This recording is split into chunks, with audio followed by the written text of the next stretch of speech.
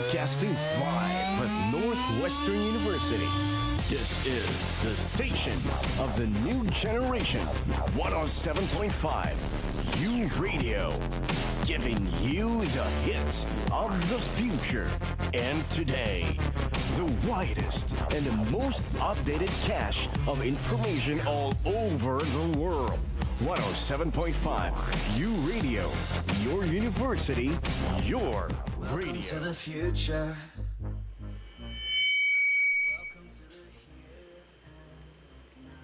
So, hi there mga besties! Welcome to Siyasip Podcast! Kung saan ine-explore natin ang future gamit ang future thinkings tool. At pinag-uusapan natin ang mga ideyang magpapabago ng society at science. Wow. Sa paraang simple, relatable at siguradong mapapaisip ka. Ako, si Zerdin Baldonado. At ako naman si Sitiel Baroga. At ako si Charles Denver A. Hernande. At kami ang inyong MedLab Sci Future Thinking Students. Okay, before natin simulan, batiin muna natin si partner natin, Zerdin, na happy birthday. Happy birthday, partner! Thank you so much. Yes. So, honest question, sino dito ang takot masaktan? Ako. Joke lang. I've been I mean, takot sa karayom. Ay, takot sa karayom. Ako, syempre tayo din mga MedLab Sci student, takot tayo sa karayom kasi makikita mo pa lang yung karayom, parang natatakot ka na kasi alam mo yun. Oo. Di ba? Takot nga din ako eh. Same. So, at hindi lang kayo, maraming pasyente rin ang umiiwas sa mga laboratory test dahil takot sila sa karayom. So, here's a big question mga partner.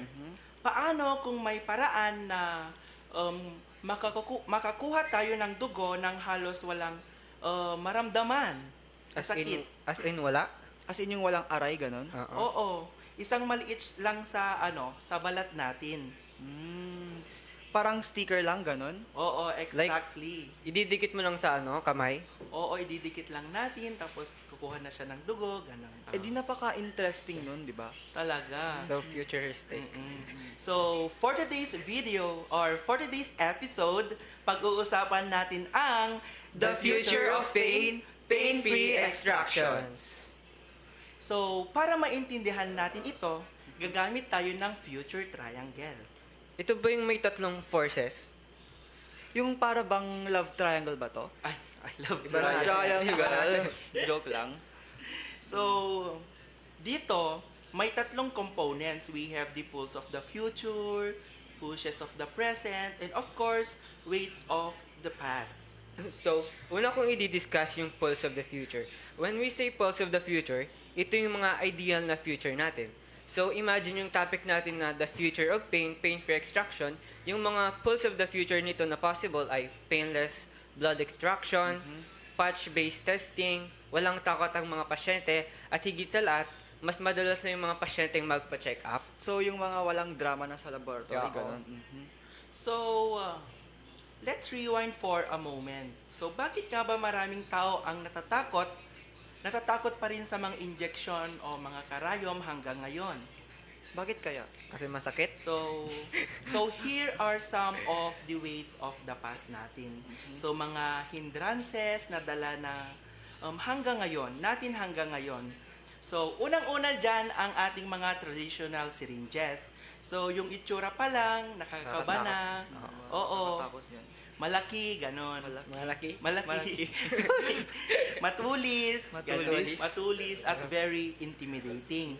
Next dyan ang deep needle insertion. So, hindi lang takot sa tusok, kundi sa ideya na malalim itong pumasok sa ating balat. Balat kasi yun. Balat. Oo. So, next ay ang ating mga expectation na masakit. Expectations. Oo. Minsan, kahit hindi pa nangyayari, convinced na tayo na masasaktan tayo, ganon. Like, natatakot Nagsakit, ako, ganon. Ayaw ko magpa-test. Kaya pala kapag kapag check up lang, natatakot na yung mga bata, ganun, di ba? Kahit vital signs na. At next dyan, ang childhood fear. Siyempre, nung mga bata pa tayo, siyempre natatakot tayo na magpakuha ng mga dugo, iiyak tayo, tapos pinipilit pa tayo ng ating mga magulang, no? Sabi nila, parang langgam lang yung kagat. Oo. Pero Tapos dinosaur Pero hindi pala. pala langga. Oo. Tapos hanggang ngayon nadala na natin hanggang sa ating pagtanda. So, when we talk about fear of injection, hindi lang siya simpleng takot. It's something shaped by experience, memory, and perception. True ka dyan. So, but what if If things are starting to change, di ba? So parang pushes of the present yan, di ba? Yung mga problems ngayon, yung parang mga needle anxiety, yung mga Oo. difficulties of patients, kasi maraming mga patient ang natatakot talaga sa karayom, di ba? Oo. Tas yung mga problems ng ating mga phlebotomist, of course. Yes. Kasi kapag nag-extract sila, gumagalaw yung mga kamay, gumagalaw yung Ay, ina-extract, talaga partner, diba? stress Kuha ako mo. dyan. True. Stress. So, hindi na lang yung mga pasyente yung mga nahihirapan. Siyempre yung mga health workers din na kagaya natin, Yes. soon. Ayan. Soon. So, Claiming. Soon, claiming. So ngayon, kapag pinagsama-sama natin lahat ng mga yan, makikita na natin ang ating plausible Plausible future. future. So isang future na unti-unting tinatanggal ang takot at pinapatlitan ng comfort. True, So partner. unang-una na dyan ang ating partner, ang microneedle patch. So imbes na syringe ang ating gagamitin, parang simpleng patch lang na ididikit sa ating mga balat. As in yung parang band-aid lang na Oo. Ang astig naman. Tapos may manipis na needles na parang buhok lang or mas manipis pa sa buhok. Halos hindi mo na makita at halos hindi mo na maramdaman pag tinusok siya. Tinusok. Oo. So, next ay hindi umaabot sa ating mga deep nerves. So, ang ibig sabihin, wala na yung matinding kirot at karaniwang inaasahan natin. At panghuli, halos painless blood collection siya, partner. Yeah, so parang future na talaga. Papunta na sa future. Oo, posible yan. From fear to almost no pain at all. So, imagine this, isang mundo kung saan ang injection ay hindi na kinakatakutan, kundi isang simple, mabilis at alam mo yon, halos hindi na mapapansin ang proseso. And maybe the future is closer than we think. Tama.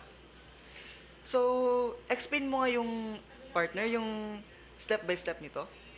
So, Zerdin, can you explain to us kung ano yung mga method kung paano nag-work itong future of pain Yeah. natin?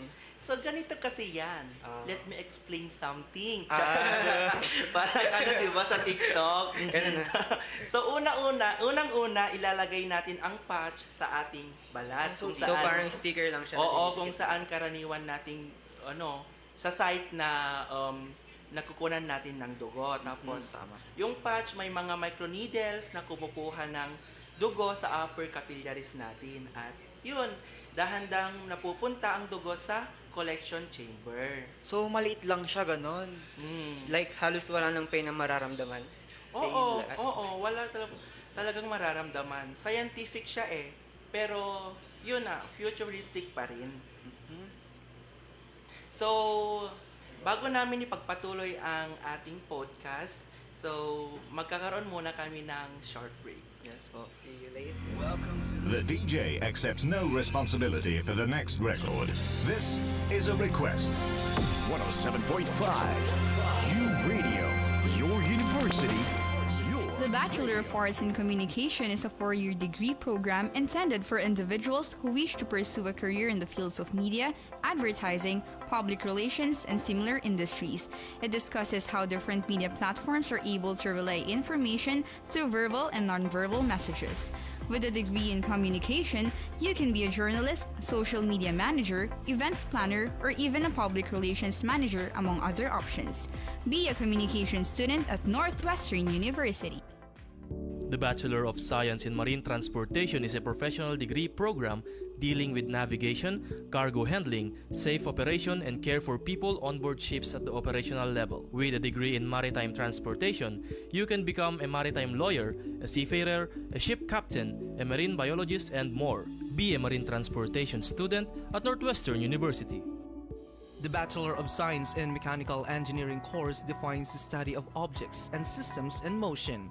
As such, the field of mechanical engineering touches virtually every aspect of modern life, including the human body, which is a highly complex machine.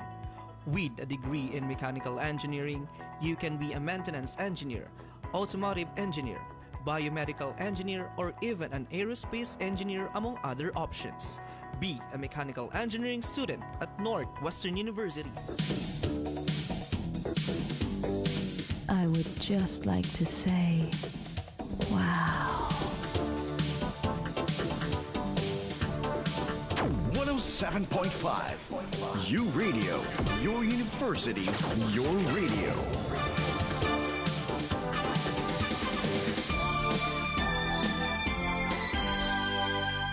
Welcome to the future. Welcome to the here and now. Welcome to So yan, at kami po nagbabalik. So, huge shout out po kay Claudine and Nea. Evo kayo dyan. Shout out. Love kayo love lang dyan. po. So yan guys, welcome back sa Siyasip Podcast. Welcome And- back, guys. At ngayon ay pag-uusapan na natin ang Inspect Analysis. So now, first, we have innovation. So particularly, how we improve phlebotomy or the process of blood So, collection. hindi lang ini-improve, kundi parang redefinition na rin sa mga experiences. Oo. So the goal is simple but powerful Tama to ka make procedures not just effective but more human. Diba guys? So, una dyan, mas comfortable ang procedures natin. So, from intimidating needles to patient-friendly design. The focus ngayon ay bawasan ang discomfort at anxiety ng pasyente. Susunod dyan ay ang safer sampling methods. So, innovations are being developed to reduce risk, whether it's infection, improper collection, or patient injury. So, in other words, ang phlebotomy is no longer just about getting the job done. Tama ka dyan. It's about doing it better, safer, and with the patient's experience in mind. And this shift is redefining what healthcare feels like. So, sino naman yung mga affected dito, partner? Siyempre, partner, affected dyan ang mga patients natin. Tayong mga healthcare workers, Tama. at yung hospitals. How about the future partner? So, yung future. So, what can we expect in the next 5 to 10 years? Ano nga ba? Ano ba? Ano bang in-expect natin Ay, sa 5 to 10 years? Siyempre, unang-una dyan, magkakaroon na tayo ng microneedle patches. Oh, So, this could become a common alternative to traditional blood collection. Simple, less invasive, and far less intimidating. So, Next is better patient experience, partner. Wow. So, from reduced pain to less anxiety, yung entire na process could shift from something people fear to something they barely even think about. So, in just a few years, we may no longer associate blood collection with discomfort, but with convenience, safety, and ease. And that's the future we're moving toward. So, may isa pa akong question. So, paano naman yung mga risks dito, partner? Siyempre, partner, mahal siya at limited lang ang sample. So, aside from risk partner, meron din yung mga opportunity nito. Ano ba yung mga opportunity nito? So, ang opportunity nito ay mas marami ang mga magpapatest. Siyempre, Oo, hindi na nila ma-feel yung sakit. Which means, mas aga nating ma-detect yung mga disease. Oh, wow. Oh. Yes. Tapos, mas madali pa tayong makakuha ng mga dugo, ganun, partner. So, parang mas majority na gusto na nila yung patches lang na ilalagay dito kaysa sa traditional syringe, ganon, partner. Oo. So, sa result naman natin is delayed diagnosis, Ay. avoided testing. Ay. At sa future, mas marami na yung participants na magpapatest. Oo, talaga, partner. Totoo yan. Mas marami yung mga magpapatest na True. pasyente. Tama. Siyempre, hindi na sila natatakot, ganon. So, next, we have the culture and values. So, Ano nga ba yung culture and values? so dito, yung karayom natin is equal to sakit. Tama Tapos, nga naman. automatic trauma, ganon. True, di ba? Oo. So, ang future niya ay kakaroon tayo ng compassionate healthcare at patient-centered system. Ah, wow. So ngayon naman, i-discuss natin yung daters for future. So ano nga ba yung growth? So yung growth is like for less pain, ganon. So better comfort. Parang mas improvement, ganon yung growth. So Kumbaga. sa collapse naman, ito yung kulang na resources. Sa ating futures of pain, yung collapse nito is mahalang tech at old yung mga methods na remaining. So for the discipline naman, ano ba yung discipline ng natin, Zerdin? So, yung discipline, ito yung system niya nagki-keep everything in check. So, especially in phlebotomy, syempre, strict system are very So essential. dapat, di ba yung mga kapwa medtech natin is dapat very accurate yung... Tama. Oo. Kasi baka may matamaan na arteries, di ba? Oo. Sa discipline natin, syempre, kailangan nating mag-focus on safety, di ba? So, every step, Yes. yung mga True. every procedure, kailangan ay protektado, both patient and healthcare professionals, di ba, partner? Yes, Syempre, next is, dapat sa traditional pa rin. Kahit na may bagong technologies, many institutions still rely on proven standard methods. Kasi, they are tested, trusted, and reliable. Tama So ba, yun Par? nga, 'di ba, ang futuristic. So patch lang na nagganon tapos mag-extract ka na ng dugo. Wow. Oo. Very good upgrade. So, even as we move toward innovation, discipline reminds us that safety and consistency should Yes. never be compromised. Tama, Tama. partner. Oo. Sabi nga nila, partner, na it's not about just it's not just about change. It's about responsible progress. Ganon. So, ano nga ba yung interactive question, partner, nito? Kung may pain-free extraction na available, magpapalit ba kayo yung mga tao sa traditional syringe o doon na lang sa, like parang loyal pa rin ba sila sa traditional syringe, ganon? It depends naman sa atin kung ano yung gusto natin Think about it, partner, Zerdin. Oo. Siyempre, sa akin, partner, punta na ako sa sa patch na may microneedle. Siyempre. Ako rin, gusto kong matry yun, Same. di ba? Kasi ako, partner, talagang takot ako sa karayom. Karayom lang ba, partner? Ay, Iba pa. oo. Karayom, Karayom lang. So, ang future ng medicine ay hindi lang tungkol sa technology, di ba? Ito rin ay tungkol sa mga experiences ng mga tao or mga individual. So, kapag komportable ang pasyente, mas nagiging proactive siya sa health. Proactive. Tama. Oo. So, future thinking teaches us na ang future hindi random. True. Hinuhubog ito ang present problems natin. Actually, we are learning so much more sa futures thinking, di ba? Tama. As in na yung level 1 lang yung before natin na i-explore yung future thinking, now we have in the middle na at papunta na tayo sa pataas na tayo na part. Oo. Yes. So, this futures thinking na subject is parang in-enhance niya yung imagination natin para makapag-imagine pa ng mga bagay-bagay na hindi pa na Na-create, tama, ganon. hindi pa Oo, na-create Tama, ngayon. partner. Kasi So, imagine, later or sooner, mag-create tayo ng things na ini-imagine lang natin. Kagaya ng ano natin, patch. Patch yun. Patch. Patch, yes. Di ba, partner? So, at dahil dyan, dito na nagtatapos ang ating episode, The Future of Pain, Pain-Free Extraction.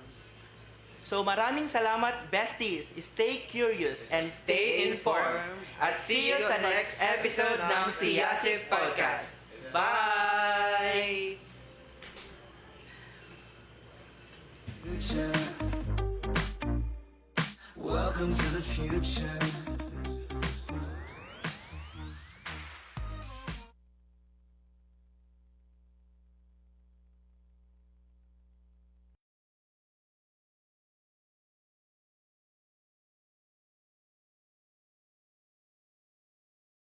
national and regional leader in futures thinking, foresight education, and anticipatory governance.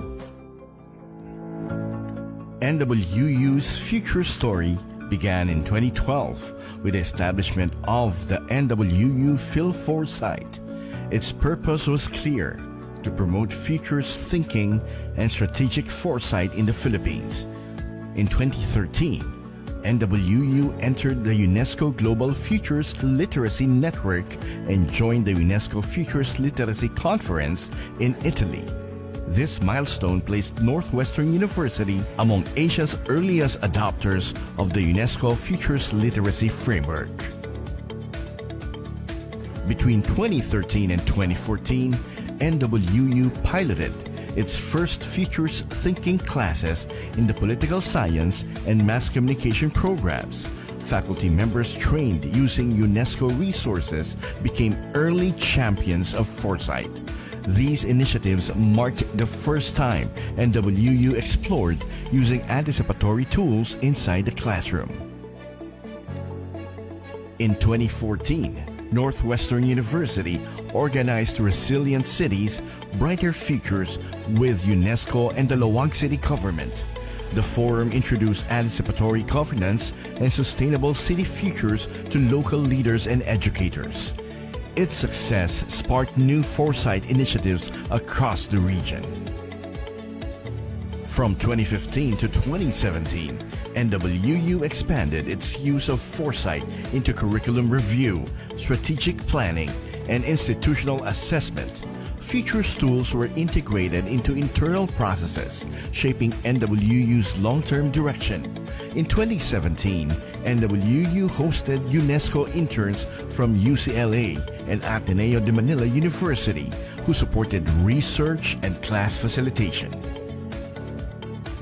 In the same period, NWU became one of the co-founders of the Asia-Pacific Futures Network, hosted by Tamkang University.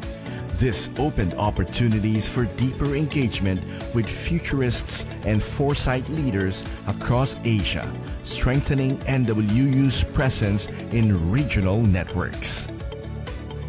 In 2018 and 2019, Northwestern University organized the National Futures Summit. These summits led to the creation of the NWU Phil Foresight Institute, the first futures-dedicated center in a Philippine university. The institute began applying foresight methods in education, research, and community innovation. By 2020, futures thinking expanded to psychology, engineering, education, business, and other programs. This cross-college adoption strengthened NWU's goal of embedding foresight in diverse academic fields.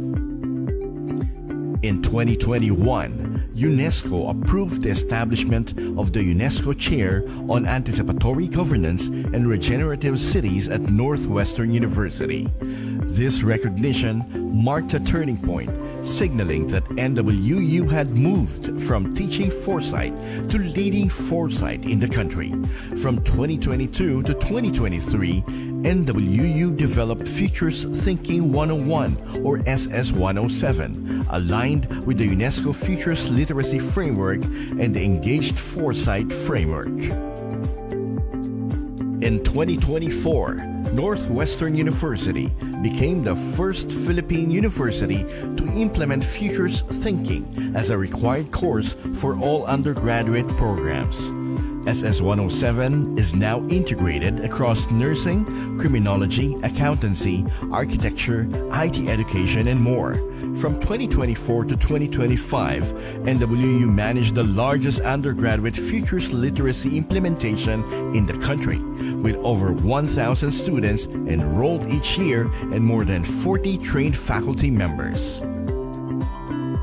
NWU maintains institutional membership with the World Future Studies Federation and the Association of Professional Futurists. The university continues to contribute to global futures dialogues and collaborations across the Asia Pacific. NWU's commitment to foresight has earned international recognition. The university ranked top 3 worldwide in the Woody Visionary Leadership category and top 1 in the Philippines. These recognitions affirm NWU's leadership in futures preparedness and strategic innovation. Northwestern University continues to represent Philippines in global futures dialogues. The university is committed to building capacities, shaping youth futures, and promoting regenerative leadership. The journey moves forward towards futures that are resilient, inclusive, and sustainable. At Northwestern University, we believe the future is not something we wait for. It is something we create together.